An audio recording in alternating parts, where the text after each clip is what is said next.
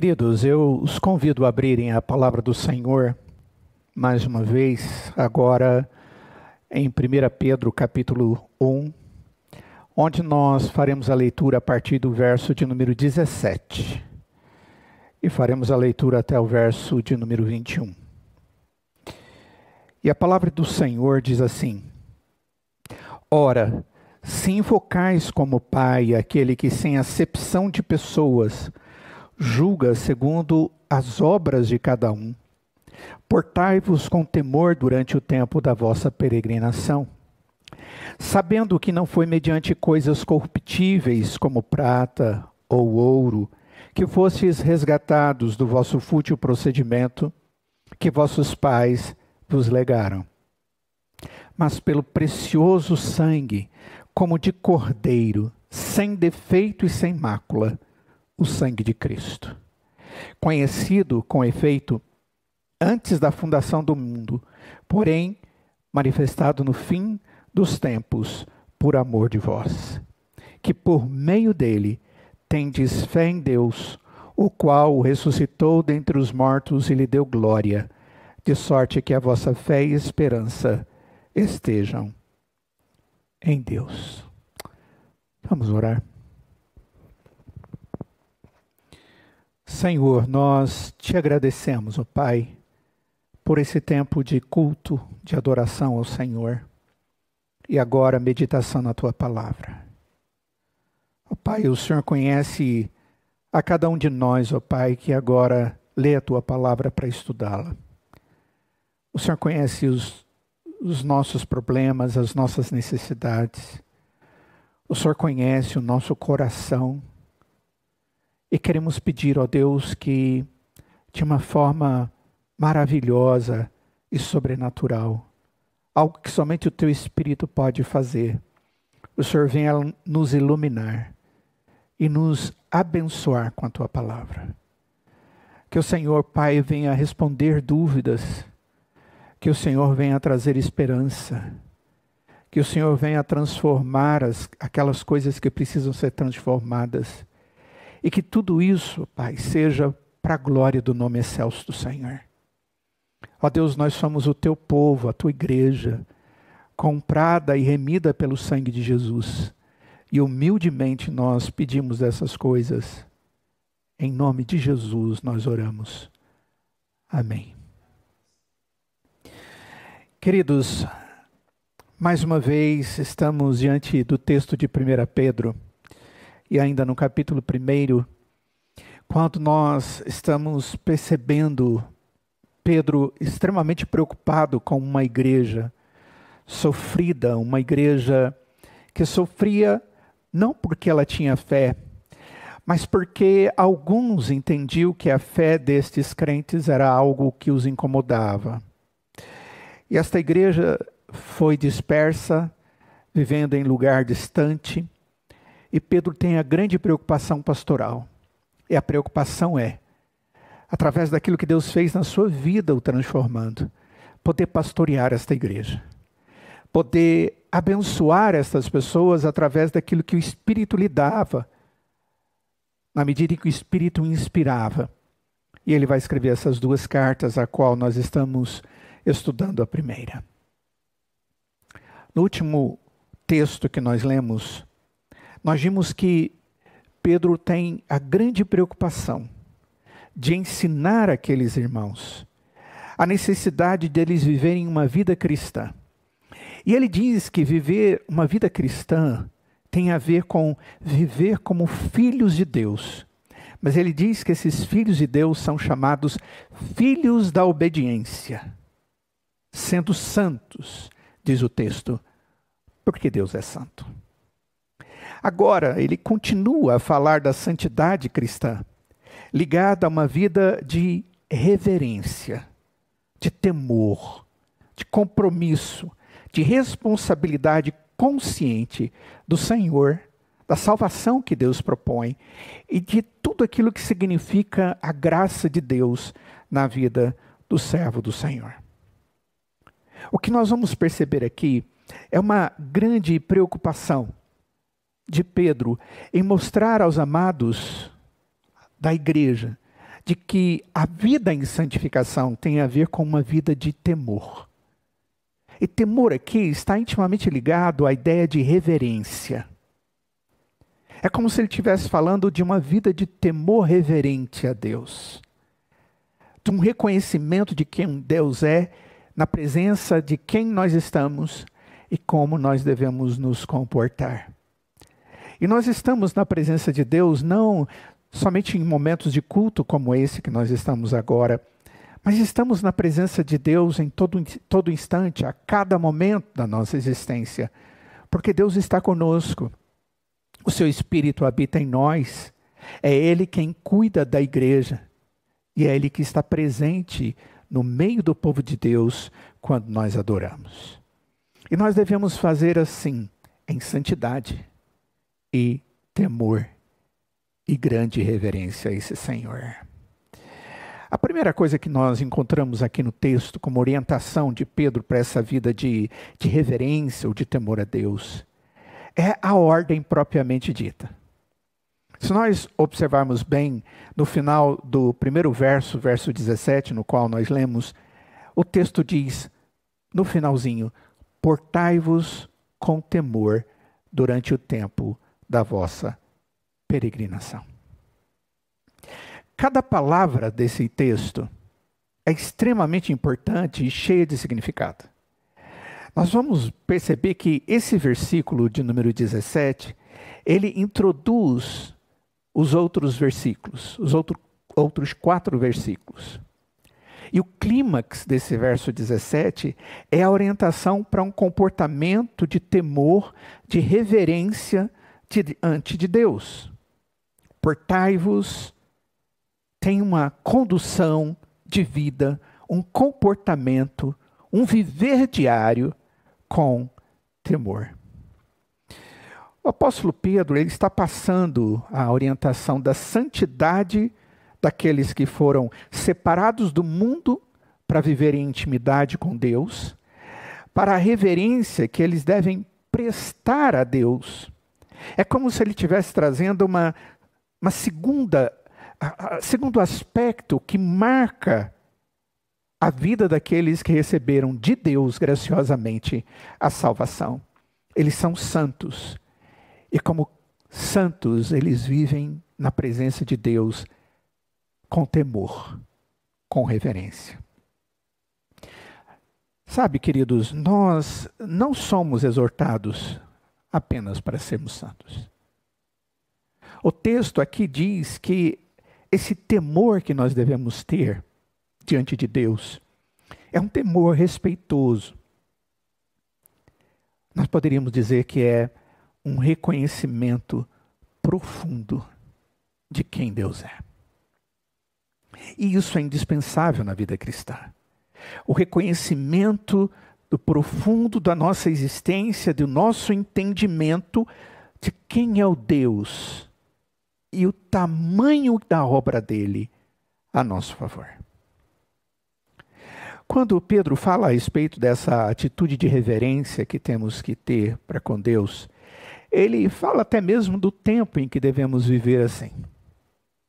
Como lhes disse, não creio que seja simplesmente no período de culto, mas ele dá a ideia de que é durante o tempo da nossa peregrinação. Essas são as expressões que ele usa aqui. A ideia aqui de peregrinação tem a ver com um período de tempo, dando a ideia da vida do ser humano, e aqui do cristão, aqui na terra, como se fosse um período de residência temporária. Nós somos aqui nessa terra peregrinos. Porque, na verdade, a linguagem bíblica da convivência santa com Deus, aquela que está sendo preparada pelo Senhor Jesus, que ele chama de morada, aquela que Deus sempre esteve revelando ao seu povo desde o início, nós encontramos no livro de Gênesis. Deus preparando uma localização, um lugar onde nós moraríamos com Ele, desfrutando da plenitude da sua glória, da sua comunhão e de maneira eterna. Sendo assim, aquilo será definitivo. Mas o que nós vivemos aqui é um tempo de peregrinação. É temporário. E nós devemos passar o tempo da nossa estada ou da nossa estadia aqui na terra, diz o texto, com temor. Devemos estar aqui com uma atitude reverente, reconhecendo profundamente diante de quem nós estamos vivendo. Amados, esse mundo onde nós vivemos não é o lar dos cristãos. Estamos vivendo em um país estrangeiro. Ainda estamos exilados do céu. Não estamos vivendo nos céus. E aqui não é o céu. Nós não devemos nos acomodar como se essa fosse a nossa residência permanente. Eu creio que muitos não conseguem perceber isso, ao ponto de viverem os dias de hoje como se esses fossem os mais importantes da sua história ou da sua existência. Eles devem ser valorizados, mas eles são simplesmente o início de uma comunhão que será ainda muito mais produtiva e prazerosa para nós no futuro. Nós não devemos imitar o comportamento dos cidadãos desse mundo. De forma nenhuma. Nós precisamos nos lembrar todos os dias, sempre, do nosso destino celestial. E nós temos que nos comportar como cidadãos dos céus. Queridos, apesar de ainda não estarmos nos céus, apesar de ainda não estarmos no Canaã celestial, apesar de ainda não estarmos desfrutando de toda a plenitude daquilo que Deus tem reservado para nós, nós já devemos nos comportar como cidadãos do reino de Deus. E é exatamente isso que Pedro está trazendo aqui.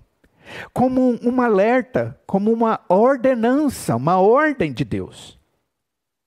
O que Pedro está fazendo aqui, ele está denominando a presente vida, essa que nós estamos tendo, de peregrinação. Não no mesmo sentido que nós vamos encontrar nos primeiros 2, 3 versos de 1 Pedro, no capítulo 1 ali. Onde ele fala dos crentes como os forasteiros, aqueles que estão peregrinando, se referindo aos judeus convertidos. Ali ele estava falando daqueles que realmente haviam saído da sua terra, daquela região da Judéia, e agora estavam em terra distante. Agora ele está falando de dos peregrinos que estão vivendo no mundo, seja lá em que lugar seja, mas ainda não estão no céu. Esse tipo de linguagem nós encontramos, por exemplo, no autor de Hebreus, quando ele fala no capítulo 11, referindo-se à fé e daqueles que são da fé. Capítulo 11, verso 13, em Hebreus nós lemos assim: todos estes morreram na fé, sem ter obtido, as promessas, vendo-as, porém, de longe, e saudando-as, e confessando que eram estrangeiros e peregrinos sobre a terra. Eram aqueles que viviam na terra, mas eles entendiam que eles eram os da fé. Eles eram estrangeiros e peregrinos sobre essa terra. Amados, se nós compreendemos essa realidade de peregrinarmos para uma existência plena e abundante de prazer, de adoração a Deus, certamente os nossos dias serão melhores. Muito melhores do que talvez estejamos vivendo os dias até aqui. Mais do que nunca, irmãos, mais do que nunca, a nossa geração cristã necessita viver com esta convicção, para que possa vencer as tristezas dos dias que nós estamos vivendo. Nós estamos vivendo, nesses últimos dias, na realidade odierna, uma situação angustiosa. Nós estamos vendo pessoas moribundas, adoecidas, fisicamente, emocionalmente, entristecidas e angustiadas. E isso também nos afeta. Contudo, tudo fará diferença se nós compreendermos que, apesar de todas as dificuldades que nós estamos vivendo aqui, isso tudo vai passar. Porque o que Deus tem reservado para nós é extremamente maior e melhor do que tudo aquilo que estamos vivendo hoje. Ao servo de Deus, aqui nesse texto, é dito que pode aguardar uma vida eterna, pode aguardar uma vida gloriosa, que não pode ser comparada com as dificuldades que nós enfrentamos hoje. E nós as enfrentamos, amados. Não podemos dizer que não estamos enfrentando dificuldades. Não podemos dizer que não estamos tristes com situações que têm afetado pessoas que conhecemos, que amamos, que os nossos irmãos conhecem e amam também. O apóstolo Paulo, ele tem uma palavra em Romanos capítulo 8, verso 18, que eu creio que compactua exatamente com esses pensamentos, ou aqui com essa ideia sequenciada que Pedro traz no texto. Ele diz em Romanos capítulo 8, verso 18, porque para mim, eu tenho por certo que os sofrimentos do tempo presente não podem ser comparados com a glória a ser revelada em nós. O apóstolo Paulo não está falando de uma suposição nesse texto de Romanos. Ele está falando de uma realidade. E ele está acalentando o coração da igreja de Roma sobre esta realidade. E a realidade é tudo que nós passamos hoje de sofrimentos. E nós muito bem sabemos que a nossa vida aqui nessa terra é uma vida que sempre estará sujeita a sofrimentos. Por várias razões.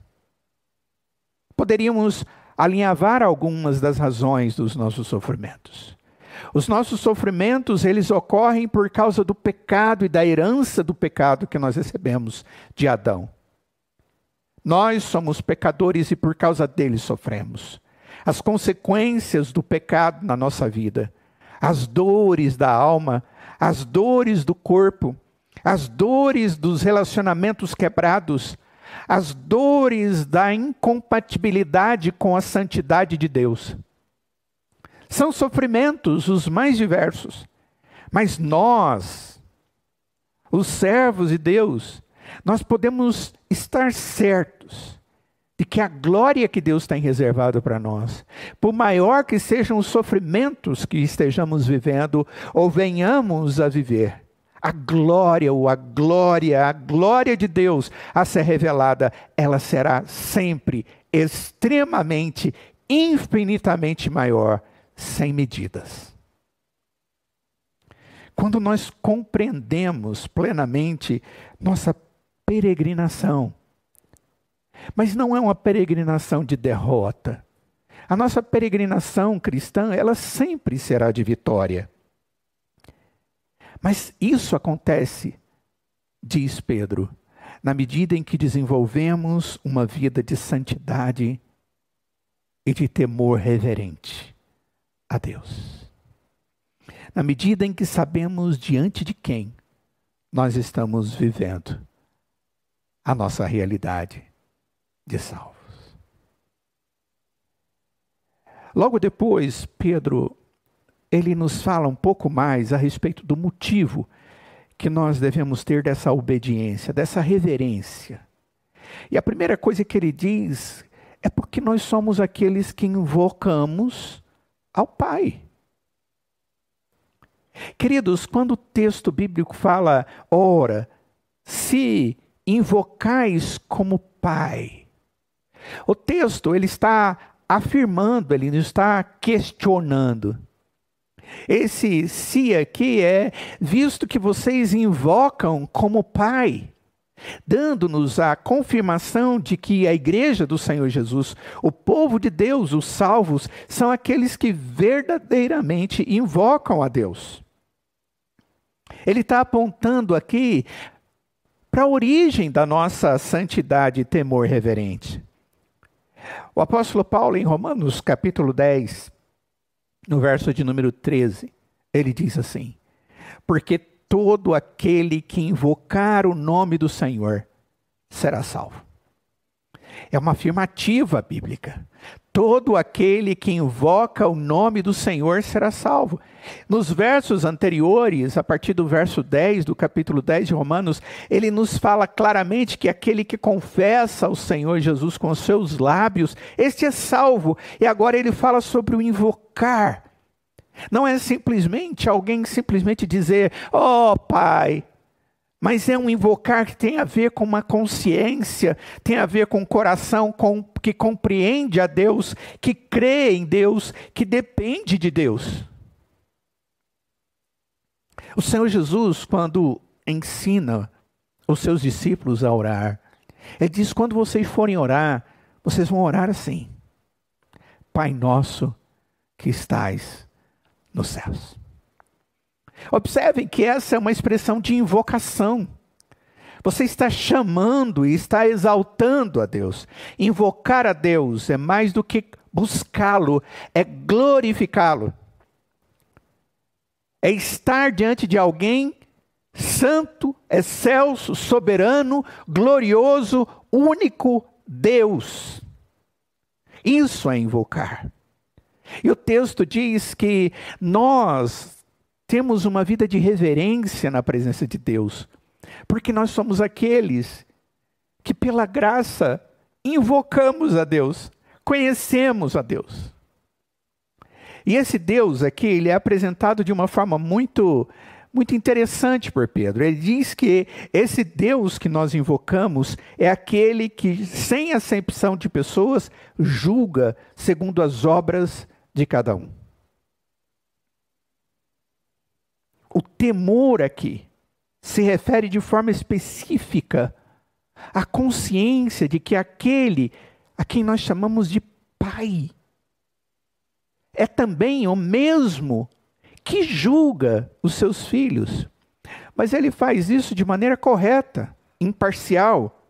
E o texto diz que o elemento que ele usa de julgamento é segundo as obras de cada um. Nós temos que entender que o mesmo Deus que julga é o Deus que invocamos como Pai. O mesmo Deus que analisa a nossa vida e nos julga é o Deus que nós invocamos e que nos salva.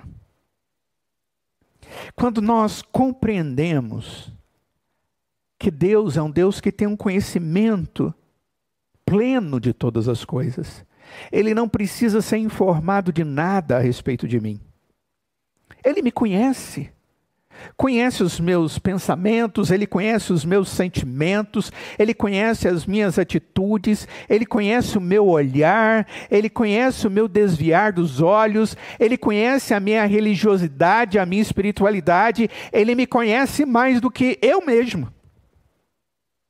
E porque esse Deus julga todas as coisas corretamente, é porque Ele conhece todas as coisas. E o Deus que nós estamos na presença dEle, e o Deus que nós invocamos, e o Deus que nós glorificamos, é um Deus que nos conhece.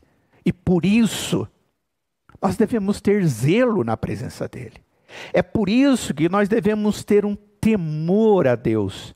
Mas não um temor errado, e sim um temor saudável de não desagradá-lo. Eu tenho que temer o desagradar a Deus, ter medo de desagradar a Deus, ao ponto de eu me esforçar por ter uma vida segundo a vontade dEle. E se eu fizer isso, eu vou ter uma vida de reverência. Reverência aqui é de uma vida santa, piedosa, comprometida. Uma vida que olha para a palavra de Deus e tem prazer nela, não só no seu conhecimento, mas na sua prática. Sabe, queridos, quando nós olhamos para Deus e chamamos Deus de Pai, nós o fazemos porque, pela graça, Ele nos fez seus filhos. E nós temos que esperar que esse Deus Pai seja também o nosso juiz. A palavra de Deus diz que Ele nos julga. e os nossos pecados Ele coloca sobre o seu Filho Jesus. Mas é o Deus também que, nos dando fé, Ele quer que estejamos vivendo segundo a fé. Esse Pai julga as obras de cada um imparcialmente. Deus, em momento algum, vai mostrar favor por ninguém. A palavra do Senhor diz que Ele julga ricos e pobres. Tiago capítulo 2, nós vemos isso. Ele julga o judeu e o gentio. Romanos capítulo 2, a palavra de Deus diz isso. Ele julga o escravo e o senhor. Efésios capítulo 6, ele diz isso. Ou seja, Deus julga sem fazer acepção de pessoas. Não porque alguém é algo ou deixou de ser algo, mas é porque alguém crê nele e vive segundo ele, em reverência a ele e em santidade segundo o querer dele. Ninguém será excluído do julgamento de Deus. E nós, cristãos também, porque Deus julgará com imparcialidade cada ato do ser humano. E nós somos esse povo. Quando nós invocamos o nome de Deus, nós estamos diante de um Deus também, que é juiz imparcial. Louvado seja Deus por isso. Amados, a palavra do Senhor diz que nós somos justificados pela fé. Uma fé que Deus nos dá através de Cristo Jesus. Mas a palavra aqui nesse texto está dizendo que nós somos recompensados de acordo com as nossas obras. Nós somos tratados segundo isso. O mesmo Pai que recompensa seus filhos de acordo com a obediência dos seus filhos, Ele faz isso de maneira imparcial. Por isso, nós temos que nos comportar com grande temor, com grande reverência, durante o tempo da nossa peregrinação. Não com um temor inadequado, como se fôssemos prisioneiros de alguém que nos tortura. Porque Deus não nos trata assim. Mas com aquele temor de alguém que teme o seu Pai, como uma criança, que se sente amada e protegida pelo seu pai e que a respeita e que os respeitam os seus pais. É como filhos que nós honramos a Deus e reverenciamos o Senhor. Aqui o que o texto está nos mostrando é que nós temos que ter um temor a Deus, como se fosse um medo de ofender a Deus, de decepcionar, de agir e representar indevidamente o Deus que nós falamos que somos filhos dele.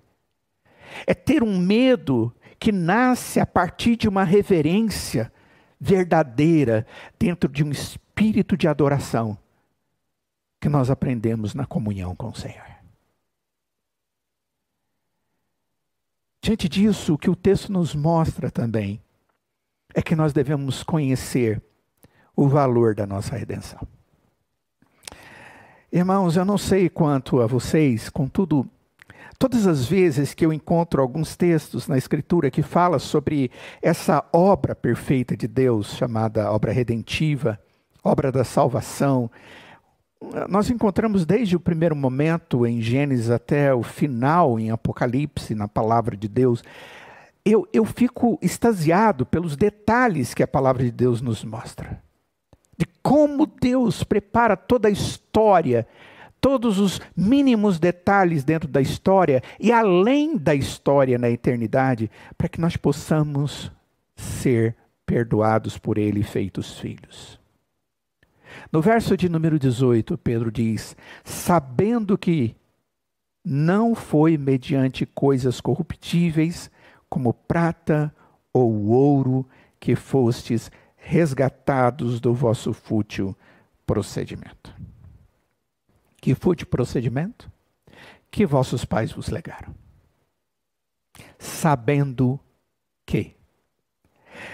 O que Pedro está dizendo para aqueles irmãos da igreja que estão recebendo a carta é: vocês sabem. O que eu estou falando a respeito de da obra salvadora de Deus para vocês não é algo novo.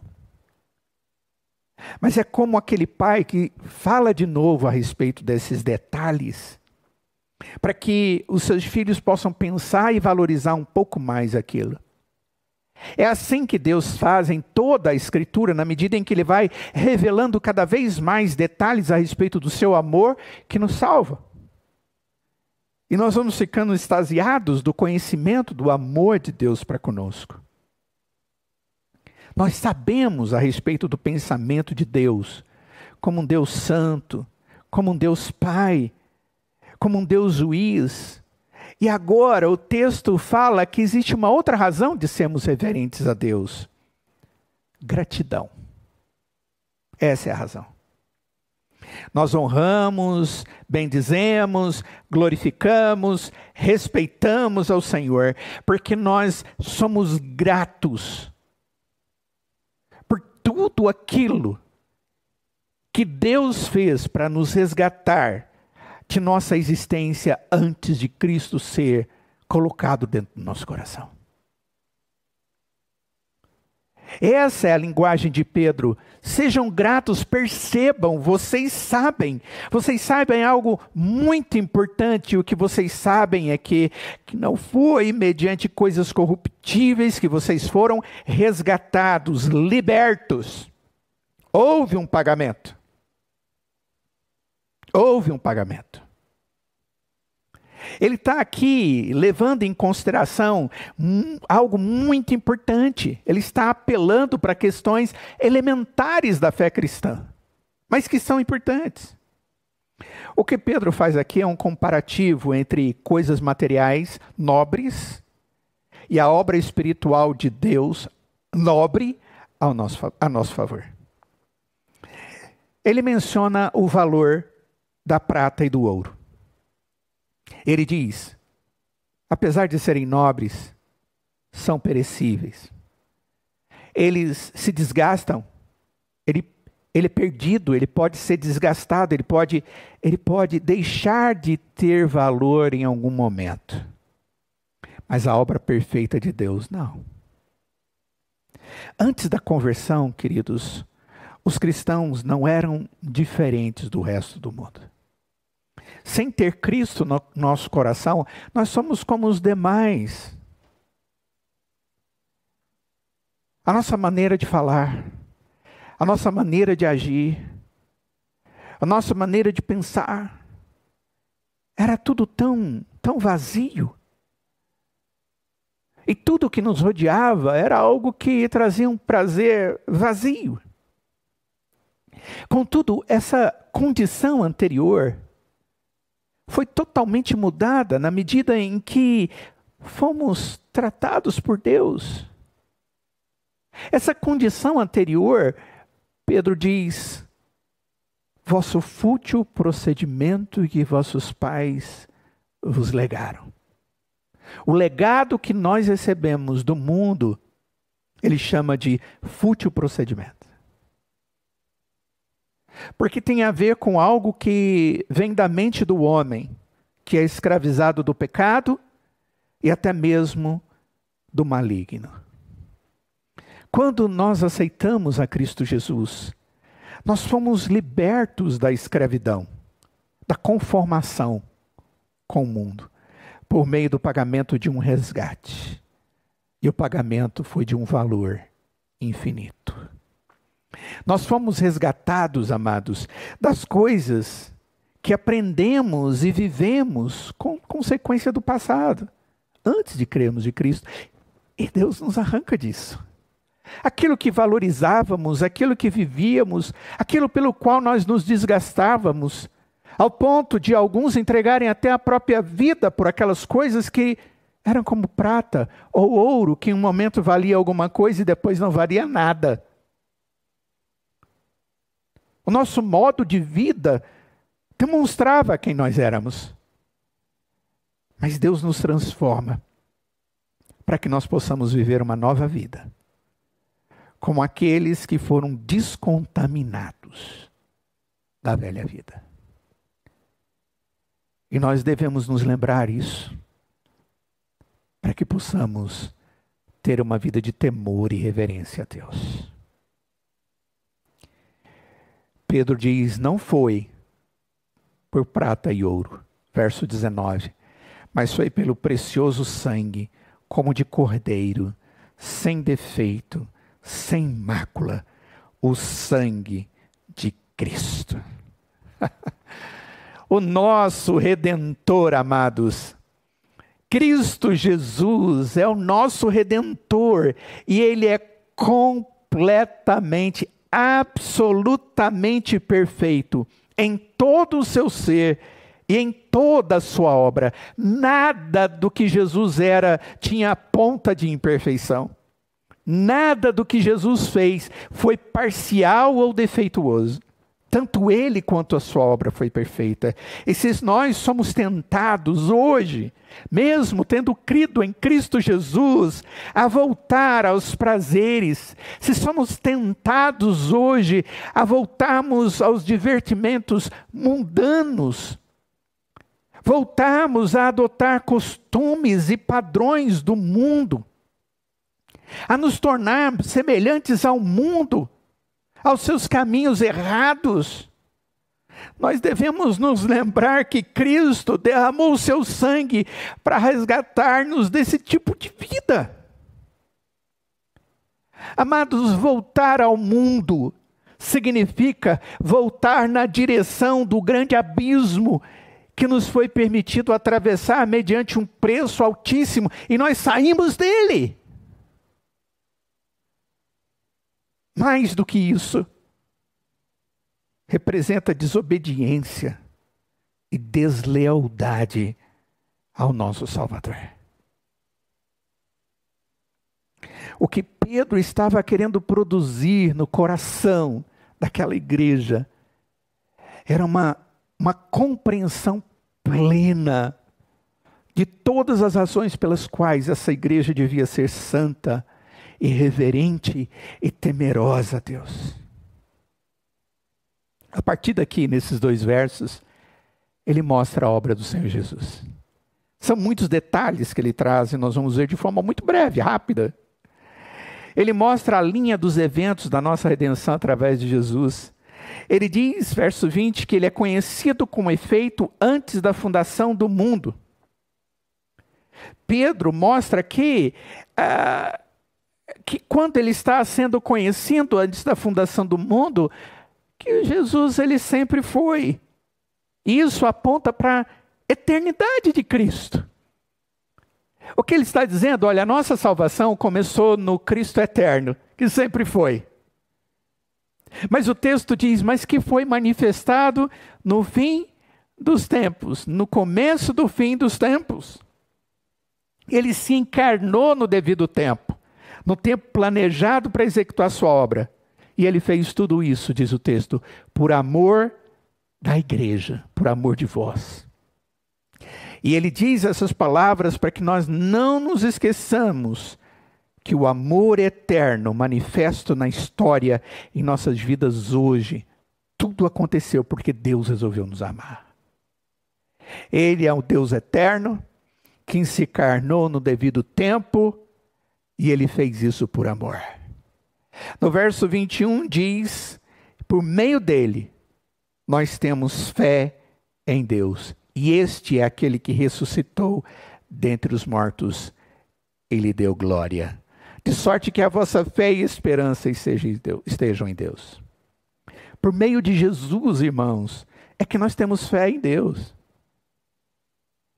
Nós temos a obrigação de ser leais ao Senhor, amados. Porque Jesus, o Senhor Jesus, foi por meio dele que nós viemos a crer em Deus. Se não tivesse Cristo, não teria mediação. Não teria salvação.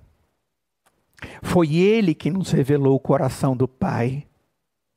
A palavra de Deus diz que Jesus é o mediador entre nós e o Pai. E que através dele nós temos a fé. No próprio texto de 1 Pedro capítulo 3, no verso 18, diz, porque também Cristo morreu uma única vez pelos pecados, o justo pelos injustos, para conduzir-vos a Deus, morto sim na carne, mas vivificado no espírito, para conduzir-vos a Deus. Ele foi morto, mas o texto diz que ele foi ressuscitado dos mortos e foi glorificado para a nossa eterna esperança. Amados, nossa vida de santidade é o propósito de Deus para nós. Nossa vida de temor e reverência a Deus é o propósito de Deus para nós. E nós temos todas as razões necessárias para que possamos nos esforçar por aquilo que Deus nos deu e para a glória dele.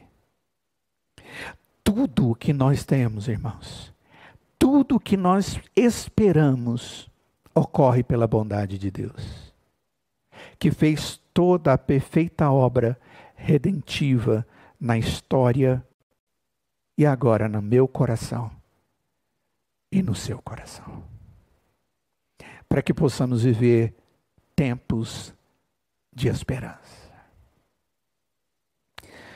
Nesses últimos dias tem se falado tanto de ausência de esperança, de medo, de terror, de angústia, ao ponto dos ensinamentos da Escritura ficarem de lado.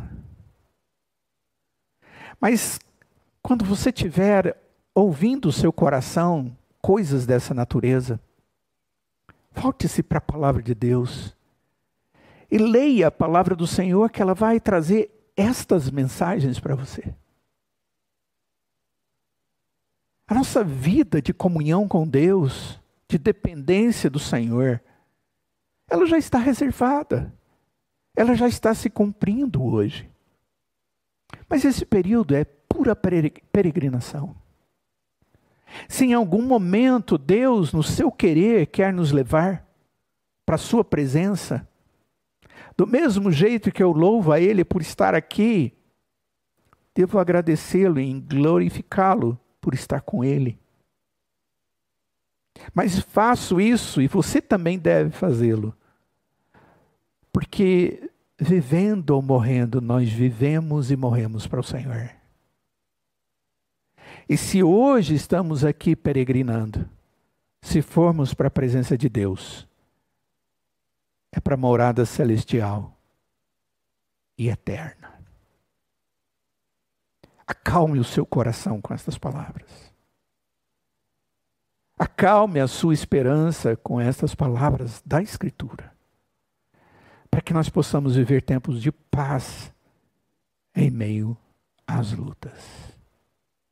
As palavras de Pedro para esta igreja, que era perseguida e sofria o medo de ser achada e morta. As palavras de Pedro é para que eles estivessem santificando as suas vidas ao Senhor, temendo a Deus, sendo reverentes ao Senhor e gratos ao Senhor, sobre qualquer circunstância. E eu espero que Deus esteja falando da mesma forma ao nosso coração, nessa oportunidade. E que a nossa vida seja para o louvor do Senhor. Vamos orar. Ó Deus, nós somos frágeis.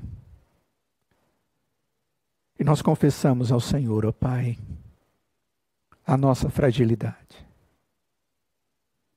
Em alguns momentos, ó Deus, nós temos medo das circunstâncias que nos envolvem. E esses últimos dias têm causado sentimentos tão estranhos nas pessoas e em nós. Mas imploramos, em nome de Jesus, Pai, que o Senhor tenha misericórdia da Tua igreja e esteja colocando os olhos do Teu povo, Pai, nas Tuas verdades. Para que possamos, através da palavra do Senhor, ver o tamanho do Teu amor, das Tuas promessas, da Tua graça, da obra perfeita que já foi concluída e de todos os efeitos eternos que o Senhor tem reservado para nós. Ó Deus, permita que isso ocorra nas nossas vidas para que tenhamos paz, para que tenhamos tranquilidade dentro do nosso próprio coração, mas para que também possamos compartilhar destas verdades para aqueles que estão sem paz, estão sem Cristo. Fortalece a tua igreja, Senhor. Mantenha o teu povo de pé, em adoração, em louvor, honra e glória ao teu nome. Esta é a nossa oração, Pai, em nome de Jesus. E nós imploramos que o Deus da paz, que tornou a trazer dentre os mortos a Jesus, o grande pastor das ovelhas, que Ele nos abençoe e nos guarde, e faça resplandecer sobre nós o seu rosto e nos dê da sua paz. O amor de Deus o Pai, na graça de Jesus o Filho e na comunhão do seu Santo Espírito. E que seja assim hoje e para todos sempre.